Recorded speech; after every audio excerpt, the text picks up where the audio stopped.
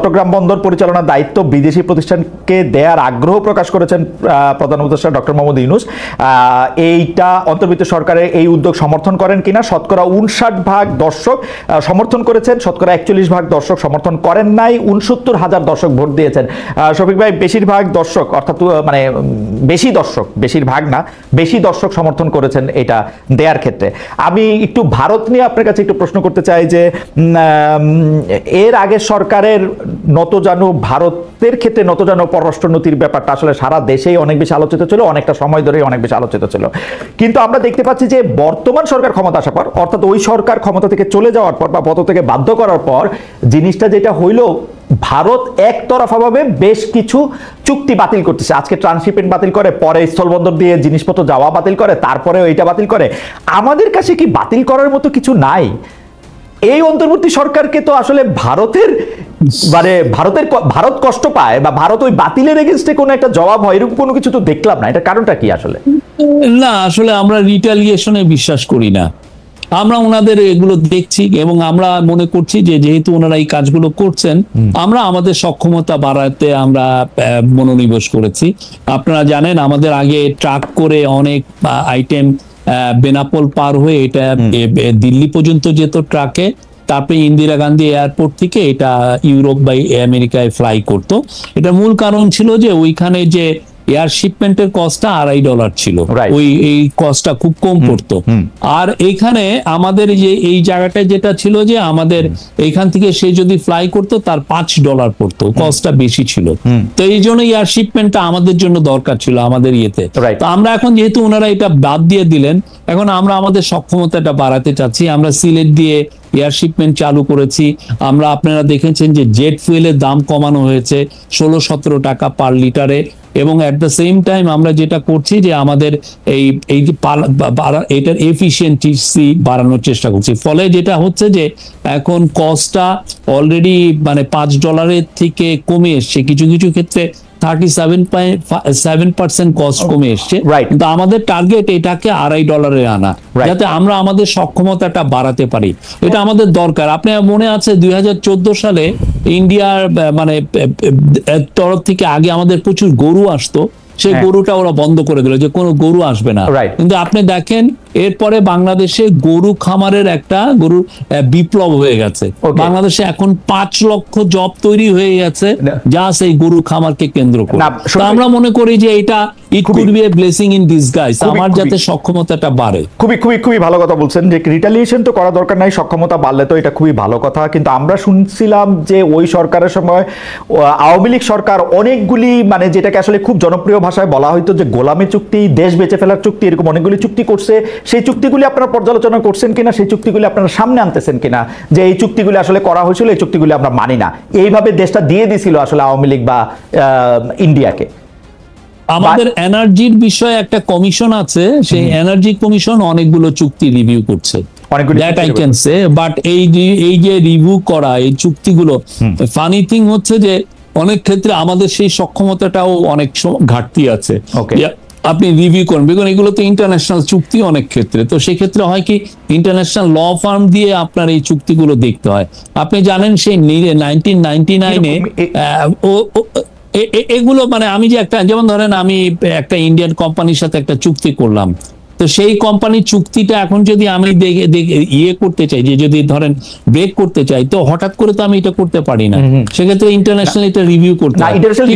আপনি বলি যে এই কাজটা, আপনাকে আমি বলি, আমি একটা উদাহরণ দেই, এই কাজটা অ্যাব্রাপ্টলি এই আওয়ামী লীগের আমলে 1999-এ এরকম একটা কাজ করেছিল একটা পাওয়ার কোম্পানির সাথে। এই ওরা চুক্তিটা কাট করে দিয়েছিল আমেরিকান কোম্পানি, এই কোম্পানি লেগেছিল। এবং আপনি এটা জানেন, এইটার কারণে এই যে যখন IMF এর মিটিং এ আমাদের গভর্নর আর আমাদের যান, ফাইন্যান্স অ্যাডভাইজার যান এই গত বছর, তখন একটা অনাকাঙ্ক্ষিত পরিস্থিতি তৈরি হয়েছিল। এখন আমাদের এইটাকে মিটাতে যে আমাদের ওই সেই শেখ হাসিনার আমলের একটা চুক্তি, উনার অপকর্মকে ইয়ে করতে যে আমাদের $20 মিলিয়ন দিতে হয়েছে আমাদের এটা। তো আমরা এই জিনিসগুলো চুক্তি যাই হোক না কেন, আমরা ওগুলো তো অনেক কিছু এনার্জি রিলেটেড দিয়েতে আমরা জানি যে এক ধরনের কমিশন হয়েছে, তারা সবগুলো এনার্জি চুক্তিগুলোই দেখছে, অনেকগুলোই। শফিক ভাই, ট্রান্সশিপমেন্ট বাতিল করে দিল আওয়ামী লীগ আমলে করা যেটা ট্রান্সশিপমেন্টের সুবিধা তারা দিতেছিল বা এই সেই। তো আমাদের কাছে কি এরকম কোন চুক্তি আছে যেটা আওয়ামী লীগ ইন্ডিয়ার সাথে করছিল, যেটা আমাদেরকে দেখানো তো যাইতে পারে? আপনি বাতিল না করেন, ইন্টারন্যাশনাল রিভিউ তো না দিতে পারেন, আপনি তো এটা দেখাবেন যে ভাই এই চুক্তি আওয়ামী লীগ ওদের সাথে করছিল, এর বিনিময়ে ওরা আমাদেরকে ট্রান্সশিপমেন্ট দিছিল, এখন এই ট্রান্সশিপমেন্টটা বাতিল করে দিছে, এইটাও তো দেখানো সম্ভব, তাই না? এটা তো রিটালিয়েশন। আমার ওইটা মনে নাই, এই কোন প্রেক্ষিতে তারা ট্রান্সশিপমেন্ট দিয়েছিল এটা মনে নাই। বাট আমাদের এই গভর্নমেন্টের মূল কথা হচ্ছে যে আমরা কোনো গোলামি চুক্তি করি না। আমরা আমরা ইন্ডিয়ার সাথে অবশ্যই ভালো সম্পর্ক চাই, খুবই ভালো সম্পর্ক চাই। বাট আমরা বারবার বলছি সমতা, ন্যায্যতা এবং মর্যাদার ভিত্তিতে হতে হবে। আমরা সেই জায়গাটায় আমরা দাঁড়িয়ে আছি। আমাদের একটা দাবি থাকে শফিক ভাই, আপনারা তো আমরা সবসময় সব জায়গায় পাই না, এই গোলামি চুক্তিগুলি একটু প্রকাশ করা হোক, আমরা এটা একটু দেখতেও চাই। আরেকটা জিনিস যেটা নিয়ে আসলে অনেক বেশি কথা হইতেছে সেইটা হইলো যে 26 লক্ষ ভারতীয় অবৈধভাবে বাংলাদেশে কাজ করতেছে, এরকম আমরা শুনেছিলাম গত সরকারের সময়। সেটা 26 লক্ষ কি 30 লক্ষ সেটা আমরা ঠিক জানি না। এই সরকার এটার তালিকা করেছে কিনা, সেই অবৈধ ভারতীয়দের ফেরত পাঠানোর ক্ষেত্রে কোন রকম কোনো উদ্যোগ নেওয়া হয়েছে কিনা? আমার এটা জানা নাই। আমি এইটা আবার হোম মিনিস্ট্রি থেকে তাহলে আমি এটা পুরো ডিটেলসটা আমি নিয়ে নিব। 26 লক্ষ আমি জানি না, এটা মনে হচ্ছে এক্সাজারেটেড ফিগার।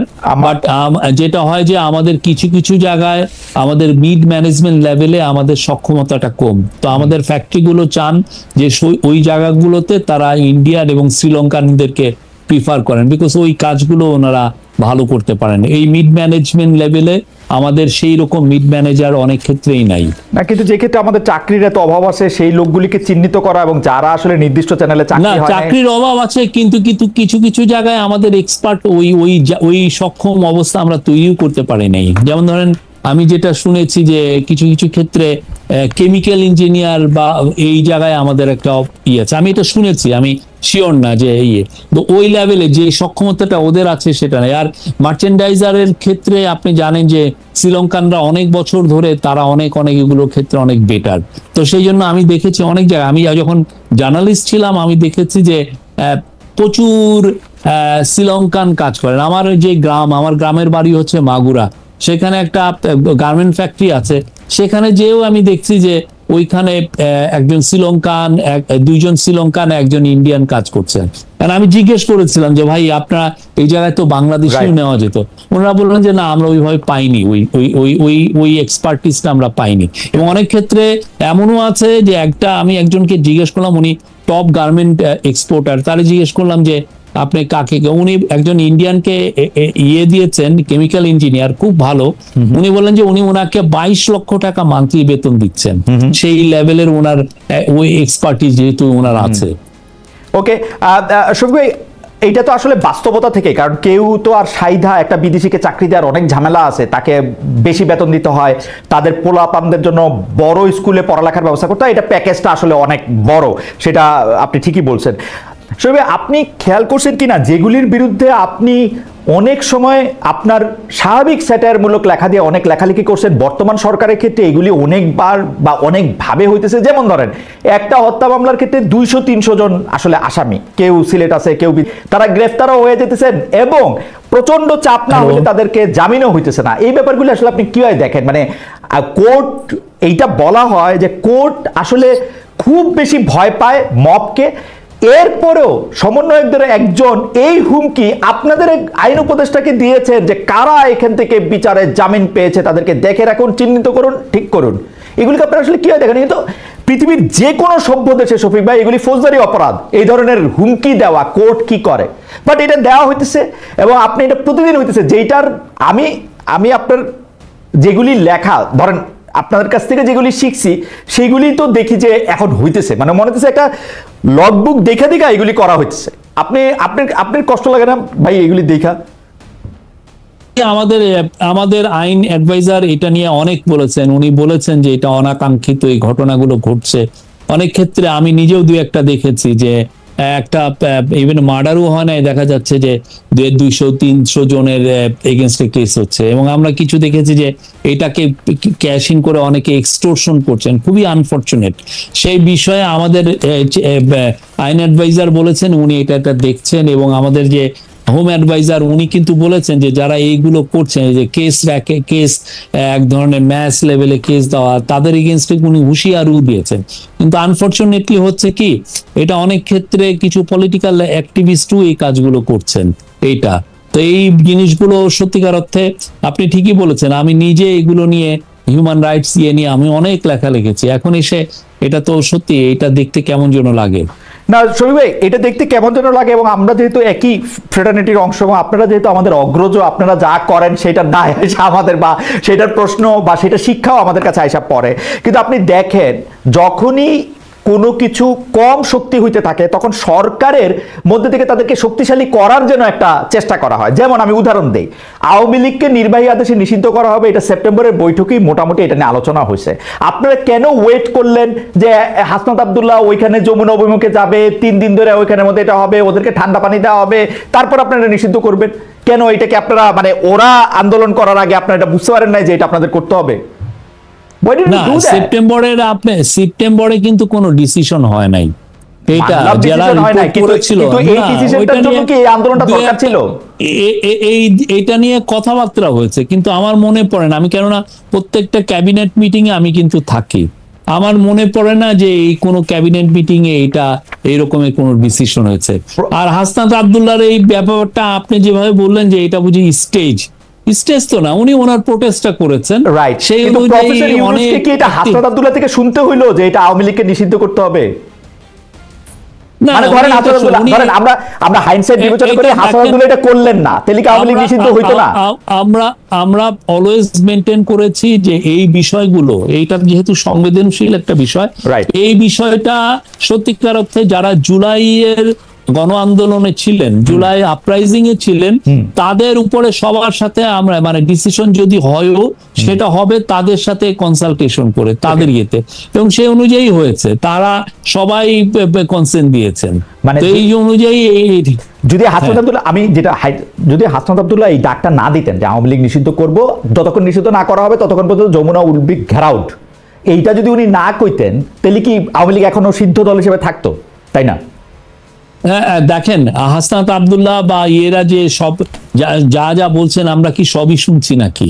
ওনারা তো বলেছিলেন যে অনেকে, দেখেন প্রেসিডেন্টকে ওনারা আউটস্টার চেয়েছিলেন অনেকেই, তো আমরা তো সেই অনুযায়ী আমরা যে সমস্ত জায়গায় জাতীয় ঐক্য তৈরি হচ্ছে সেই জায়গাগুলো এই বিষয়ে ভালো ডিসিশন হচ্ছে। মানে প্রেসিডেন্ট সরানোর সাথে এইটাকে আপনি তুলনা করলে সেটা ইন্টারেস্টিং। তো প্রেসিডেন্ট সরানোর ক্ষেত্রে যেহেতু বিএনপি চায় নাই, সেজন্য আপনারা প্রেসিডেন্ট সরাতে পারেন না, ওরা তো চাইছিলই। এই ক্ষেত্রে যেহেতু বিএনপিও চাইছে সরাই দিতে, সেজন্য আপনারা সরাইছেন, ব্যাপারটা কি এরকম? না, আমরা বললাম তো, এগুলো যত ডিসিশন হয়েছে সব জায়গায় আমরা সবার সাথেই কথা বলেছি এগুলো ক্ষেত্রে। আর এইটার প্রসঙ্গেই একটা সম্পাদক পরিষদ আজকে একটা প্রেস রিলিজ ইস্যু করেছে, আপনি নিশ্চয়ই দেখেছেন, যে আওয়ামী লীগের কার্যক্রম নিষিদ্ধ ঘোষণা করা হয়। সন্ত্রাস বিরোধী অধ্যাদেশ 2025-এর গেজেটের প্রকাশের পর তারা দেখা যাচ্ছে যে অধ্যাদেশে একটি ধারা সংযুক্ত হচ্ছে, সেটা হচ্ছে উক্ত সত্তা কর্তৃক বা উহার পক্ষে সমর্থনে কোনো প্রেস বিবৃতির প্রকাশনা বা মুদ্রণ কিংবা গণমাধ্যম, অনলাইন সামাজিক যোগাযোগ মাধ্যম বা অন্য যে কোনো মাধ্যমে যে কোনো ধরনের প্রচারণা অথবা মিছিল সমাবেশ বা সংবাদ সম্মেলন আয়োজন বা জনসম্মুখে বক্তৃতা প্রদান নিষিদ্ধ করিবে। এইটা ব্যাপারে তারা মনে করতেছেন যে এটা অপব্যবহার হবে, এটা স্বাধীনতার এটা শঙ্কা সৃষ্টি করবে। আপনার কাছে কি মনে হয়? মাহফুজা নাম সভাপতি এবং দেওয়ান হানিফ মোহাম্মদ সাধারণ সম্পাদক পরিষদের পক্ষে এই বিবৃতি। না, এটা কেউ যেটা ব্যান্ড হয়ে যায় যে সংগঠন কার্যক্রম, আপনি দেখেছেন কেউ জেএমবির কার্যক্রম কেউ কভার করে বাংলাদেশে? জেএমবি তো ব্যান্ড অর্গানাইজেশন। তারপরে হরকতুল জিহাদ আল ইসলামী বাংলাদেশ ব্যান্ড, কেউ কি ওদের এই কার্যক্রম কেউ কি করে, বলে যে এর লিডার এখানে কথা বলেছেন বা এরা? আমার যতদূর মনে হয় হিজবুত তাহরির মিছিল করছে, সেই খবর ছাপা হয়েছে পত্রপত্রিকায়। এটা দু একটা হতে পারে, বাট এদেরকে নিয়মিত ছাপা হয়েছে ভাই, নিষিদ্ধ ঘোষিত জেএমবি সংগঠনের এই কার্যক্রম ছাপা হয়েছে, এটা লেখা হয়েছে। প্রমোশনাল কোন রিপোর্ট আমরা দেখি নাই, বা এদের লিডার, আমরা যেটা দেখেছি যে এই অনেকে শেখ হাসিনার যেই জিঙ্গোইস্টিক উনি যেই ভায়োলেন্সকে ইনসাইট করে যেই স্পিচ দেন, সেগুলো অনেকে কভার করেছেন। আমি দেখি নাই, মানে জিঙ্গোইস্টিক কথা সেটা এরকম ছাপা হয়েছে প্রমোশনাল ওয়েতে, অনেকে করেছে, আমাদের কাছে এভিডেন্স আছে প্রমোশনাল ওয়েতে। মানে এটা এই ব্যানের আগে, আমি বলছি ব্যানের আগে এটা প্রমোশনাল ওয়েতে করা হয়েছে, এটা আপনি বলছেন। প্রমোশনাল কি, ওনার স্পিচটা দিয়েছেন, উনি সমানে আমাদেরকে জঙ্গি বলছেন, আমাদেরকে এই আমাদেরকে এটা বলছেন, এইগুলো অনেকে কভার করেছেন, ওনাদের স্পিচের বিভিন্ন ভিডিও ক্লিপিং অনেকে দিয়েছেন। এই গত কয়েক বছরে বিগত সরকার নানা রকম আইনি মারপ্যাচ করে এগুলি নানা ধরনের কাজ করছে, যেখানে হামলা মামলা যেখানে যা দরকার প্রয়োগ করে দেশে কোনো মিডিয়া যাতে বিএনপির ভারপ্রাপ্ত চেয়ারম্যান তারেক রহমানের সংবাদ বক্তব্য প্রকাশ করতে না পারে সেই ব্যবস্থা করছিল। আপনি পৃথিবীর অন্যতম সেরা সংবাদ সংস্থা এএফপির ব্যুরো চিফ ছিলেন বাংলাদেশে। আপনি জনাব তারেক রহমানের সংবাদ কিভাবে ডিল করতেন বা কিভাবে প্রকাশ করতেন এই অবস্থার মধ্যে? না, আমরা তারেক রহমানের একটা রিপোর্ট করেছিলাম। আমি এই যে 2024 সালের ইলেকশনের সময় আমি তার সাক্ষাৎকার নিয়েছি। তো সেই সাক্ষাৎকার আমরা ওই লন্ডন থেকে আমরা তার সাক্ষাৎকার আমরা নিয়েছি। লন্ডন থেকে বাংলাদেশের পত্রপত্রিকা ক্যারি করছিল এটা? আমি জানি না, আমার ইয়ে নেই, বাট এটা আমরা এটা ইন্টারন্যাশনালি আমরা করেছি। তার ইয়েতে বোধহয় কত 3রা জানুয়ারি 2024 এসছে, 3রা না বা 2 আমরা ওনার সাক্ষাৎকার নিয়েছিলাম। 3রা জানুয়ারি 2024 আপনারা সাক্ষাৎকার নিয়েছিলেন, মানে এটা তারেক রহমানের সাক্ষাৎকার লন্ডন থেকে নেওয়া হয়েছিল। লন্ডন থেকে নেওয়া হয়েছিল।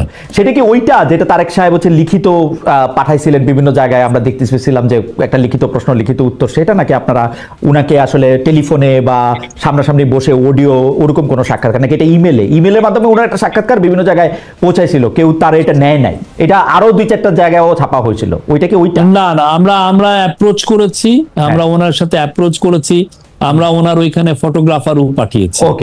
উনি ফটো শুটও হয়েছে, উনি ওইখান থেকে ফটো দিয়েছেন ইয়েতে। আমার মনে হয় না বাংলাদেশে পত্রপত্রিকা আমি এটা দেখেছি। যাই হোক, শফিক ভাই, বিএনপি নেতা ইশরাক হোসেনকে আসলে মেয়র পদে নিয়োগ দেওয়া হচ্ছে না, বলা হচ্ছে জনাব আসিফ মোহাম্মদ সজীব ভুঁইয়া এটা দিচ্ছেন না, কারণ আসিফ মোহাম্মদ সজীব ভুঁইয়া তার নিজের লোকদেরকে মেয়র পদমর্যাদার লোক বানান। দক্ষিণে তাকে মেয়র পদে সকল কিছু থাকা সত্ত্বেও সেটা উনি একলা দিচ্ছেন না, উত্তরে তিনি তার পছন্দের একজনকে, যারে নিয়ে আসলে অনেক কথা আছে, তাকে ইনি প্রশ্রক বানাইছেন।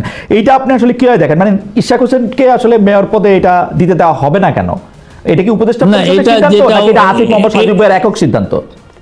না, আসিফ মোহাম্মদ সজীব ভুঁইয়া কি এটা করছেন, তাও তো মানে এটা তো আপনি বললেন এটা তো এক ধরনের অ্যালিগেশন, এটা কি ঠিক কিনা? আমার যেটা মনে হয় এটা একটা লিগাল ইস্যু আছে। আমাদের ল অ্যাডভাইজার এখন সম্ভবত বাইরে আছেন, উনি আসলে উনি এটা বলতে পারবেন এটা লিগাল ইয়েটা কি, কোথায় লিগাল সমস্যা আছে, এটা হি উইল এক্সপ্লেইন। শফিক ভাই, আদালতের সেম রায়ে জনাব শাহাদাত হোসেন চট্টগ্রামে মেয়র হয়েছেন, একই রায়ে ইশরাক হোসেন কেন হইতে পারবেন না? মানে আমার একটু বুঝায় বলবেন, আমার অনেক কৌতূহল। ধরেন আইনের ব্যাখ্যা বা ফাইনালি কি হলো এরকম, এটা এমন যে এমন অনেক রায় আছে যে একজনের জন্য এটা খাটে, আরেকজনের জন্য নাও খাটতে পারে। তো এটা একটা লিগাল একটা ইন্টারপ্রিটেশনের বিষয়। সেই লিগাল ইন্টারপ্রিটেশনটা আপনি 1-2 দিন ওয়েট করেন। আমাদের ল অ্যাডভাইজার আসতেছেন, উনি সাউথ আফ্রিকা গিয়েছেন, উনি আসুক, উনি এটা এক্সপ্লেন করতে পারবেন।